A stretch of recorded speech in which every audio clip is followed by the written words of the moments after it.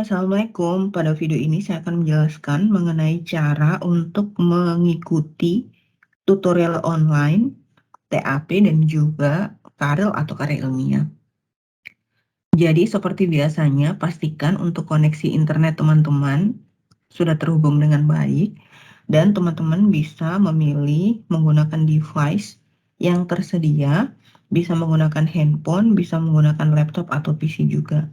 Namun di sini saya menggunakan device laptop.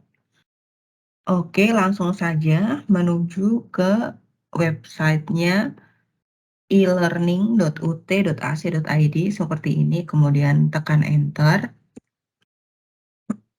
Nah, akan muncul tampilan seperti ini, kemudian klik masuk.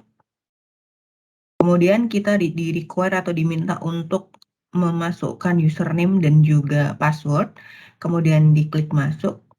Karena di sini saya udah beberapa kali masuk sehingga udah otomatis tersimpan untuk username dan juga passwordnya, sehingga saya langsung saja klik masuk. Nah, maka akan muncul seperti ini.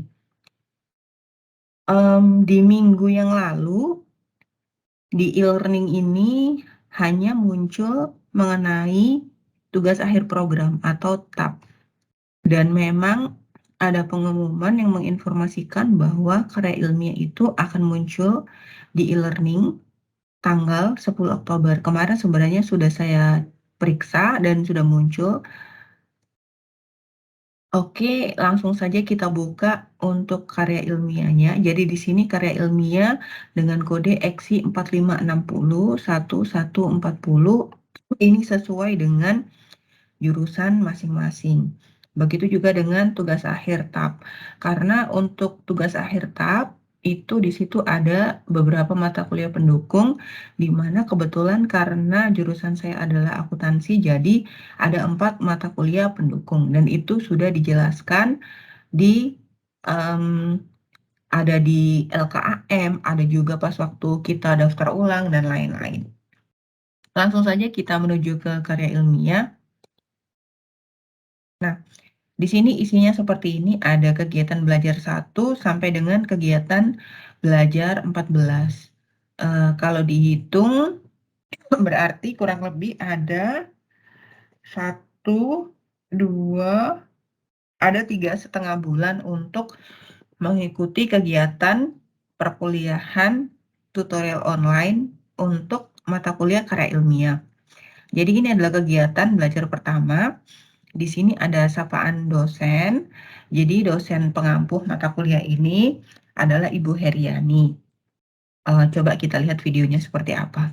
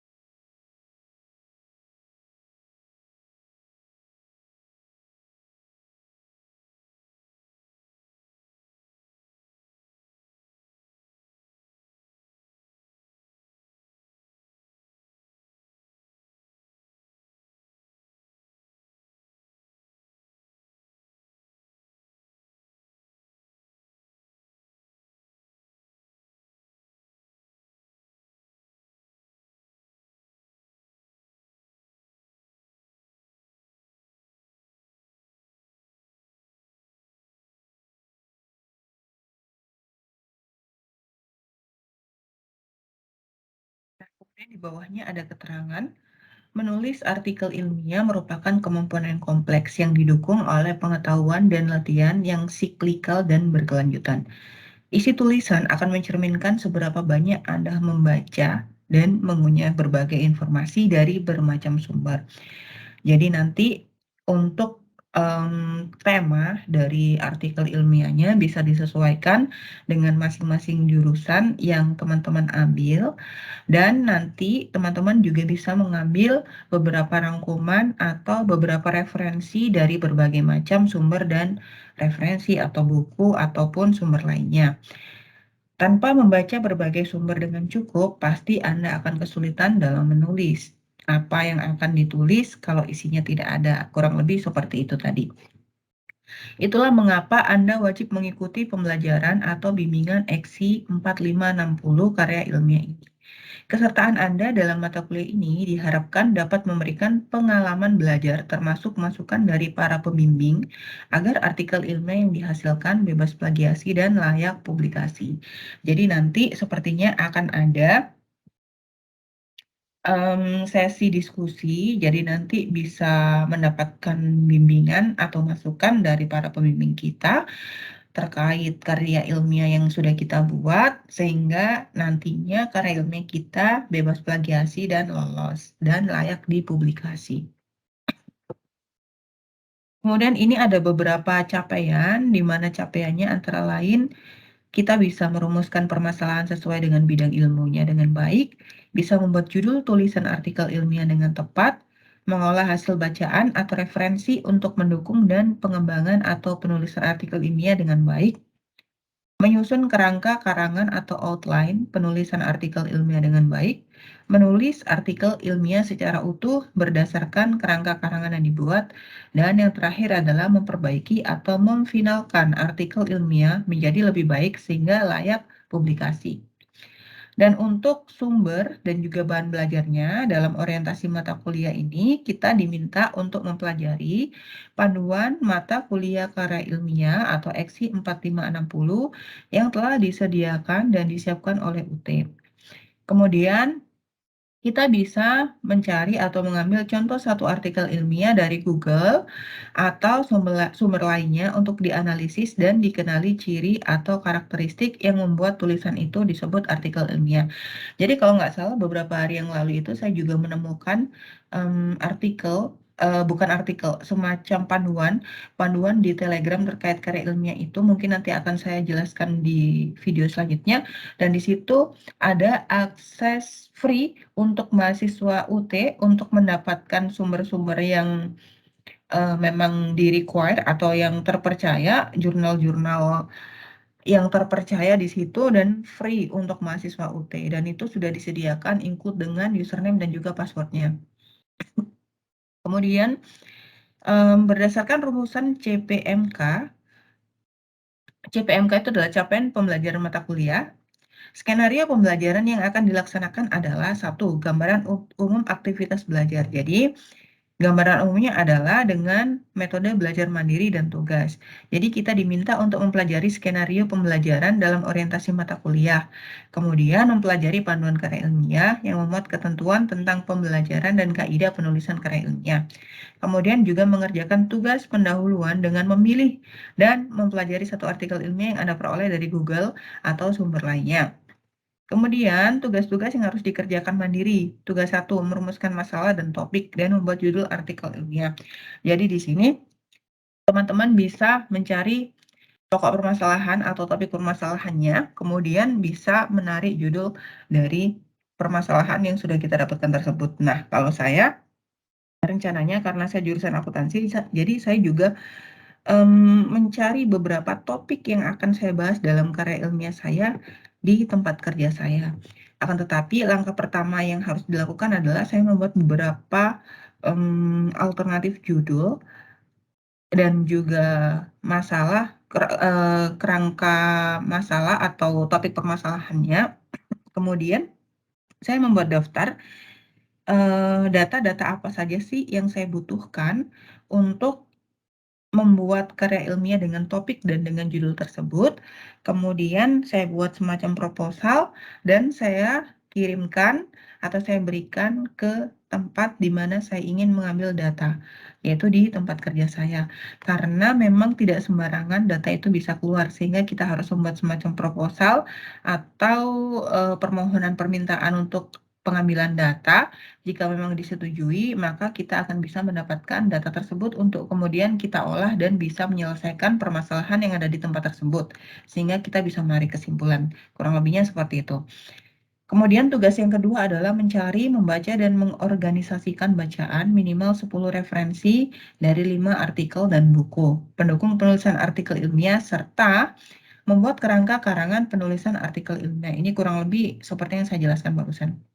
Kemudian untuk tugas 2, Memperbaiki perbaikan tugas satu berdasarkan komentar dan masukan perbaikan dari pembimbing. Jadi nanti tugas satunya setelah kita merumuskan topik masalahnya dan membuat judulnya, nanti sepertinya akan ada diskusi, kemudian akan ada tambahan pendapat atau saran dari pembimbing kita, kemudian kita absorb atau kita tulis, kita bikin daftarnya apa saja komentar atau masukan tersebut, kemudian kita lakukan revisi atau perbaikan. Kemudian yang kedua adalah mengembangkan atau menulis artikel ilmiah berdasarkan karangan yang telah diperpilih. Jadi setelah diberikan masukan atau saran dari pembimbing, nanti kita bisa melanjutkan menulis kerangka karangannya. Kemudian untuk tugas 3 yaitu mengunggah draft artikel ilmiah yang telah diselesaikan ke dalam laman tutorial. Jadi nanti setelah sudah direvisi kerangka karangannya, kemudian di-upload untuk draftnya. Kemudian tugas yang keempat adalah memperbaiki draft artikel yang sudah diunggah dengan memperhatikan komentar atau masukan perbaikan dari tutor atau pembimbing. Jadi nanti setelah kita mengunggah draft artikel ilmiah tersebut pada tugas 3, nanti akan ada komentar atau masukan dari pembimbing kita dan di situ kita harus memperbaikinya lagi atau merevisi berdasarkan komentar dari tutor tersebut dan itu adalah tugas yang keempat. Sekalian mengunggah artikel ilmiah yang telah diperbaiki tersebut untuk memperoleh penilaian atau penskoran akhir dari pembimbing. Kemudian yang C adalah berperan serta secara aktif dalam tutorial atau bimbingan melalui Tuton dilaksanakan asinkronus sebanyak 2 sesi atau durasi per sesi 1 minggu. Kemudian yang kedua adalah tutorial webinar dilaksanakan secara sinkronus pada tatap muka secara online sebanyak 4 sesi dengan durasi 2 jam atau 120 menit per sesi. Dan ini adalah skemanya untuk karya ilmiah. Jadi pertama pendahuluan belajar mandiri. Jadi ini adalah kegiatan belajar satu sekarang yang saya jelaskan ini adalah kegiatan belajar satu. Jadi kita belajar mandiri dulu. Kemudian nanti untuk minggu depan atau kegiatan belajar dua nanti akan ada tutorial satu webinar. Jadi nanti akan ada tutorial online yang benar-benar online, cuma nanti kita tunggu saja seperti apa sistemnya. Kemudian untuk kegiatan belajar 3, nanti ada tugas satu seperti yang sudah saya jelaskan, yaitu membuat kerangka, membuat judul. Kemudian ada kegiatan belajar 4, yaitu tutorial 2, mungkin nanti ini akan ada tambahan atau seperti apa. Kemudian untuk tugas 2 adalah kita membuat atau mengembangkan dari tugas satu yang telah diberikan masukan atau yang telah direvisi berdasarkan masukan dari pembimbing. Kemudian tugas 4 ada kegiatan belajar 10, kemudian kegiatan belajar 9 ini ada tutorial keempat webinar lagi, kemudian ada kegiatan belajar 8 yaitu tugas 3, di mana ini kita mengunggah draftnya. Kemudian kegiatan belajar 7 masih tugas 3 lagi, kemudian kegiatan belajar 6 ada tutorial webinar nanti, dan dilanjutkan kegiatan belajar 11 ada tugas 4, di mana tugas 4 ini memperbaiki tugas 3 berdasarkan komentar dari pembimbing. Kemudian kegiatan belajar 12 yaitu ada tutorial kelima atau webinar. Kemudian kegiatan belajar ke-13 ada tutorial 6. Dan yang terakhir adalah di kegiatan belajar 14. Ini kalau nggak salah di 3 bulan setengah dari sekarang. Artikel final diunggah kembali pada tugas 4. Dengan entry-nya judul abstrak kata kunci. Dan nanti yang diunggah adalah file lengkap pernyataan bebas plagiasi. Ditambah dengan cek similaritas. Kemudian untuk proses pembelajarannya seperti ini. Untuk mata kuliah karya ilmiah, untuk mahasiswa, orientasi mata kuliah karya ilmiah dulu, kemudian pemantapan konsep, kemudian, nah ini aktivitas pembelajarannya seperti ini, kurang lebih bisa dibaca sendiri. Jadi untuk sesi 1, untuk pembelajaran sesi 1 untuk karya ilmiah ini sebenarnya masih belajar mandiri, di mana kita diminta untuk membaca-baca dan mencari referensi, kemudian menentukan rancangan atau draft topik permasalahan ataupun juga judul yang nanti akan kita angkat menjadi karya ilmiah kita. Nah, ini panduannya, kita bisa buka di sini. Dan ini ada announcement atau pengumuman, untuk panduannya kita buka. Nah, jadi seperti ini ada ketua, anggota, ilustrator, layouter, penerbit, tempat dan tahun terbit. Nah, seperti ini. kemudian nah ini nanti teman-teman bisa baca sendiri.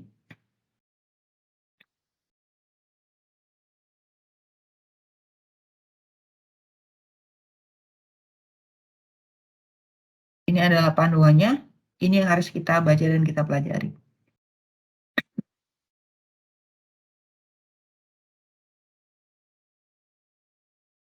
Oke, demikian penjelasan dari saya. Kurang lebihnya mohon maaf. Wassalamualaikum warahmatullahi wabarakatuh.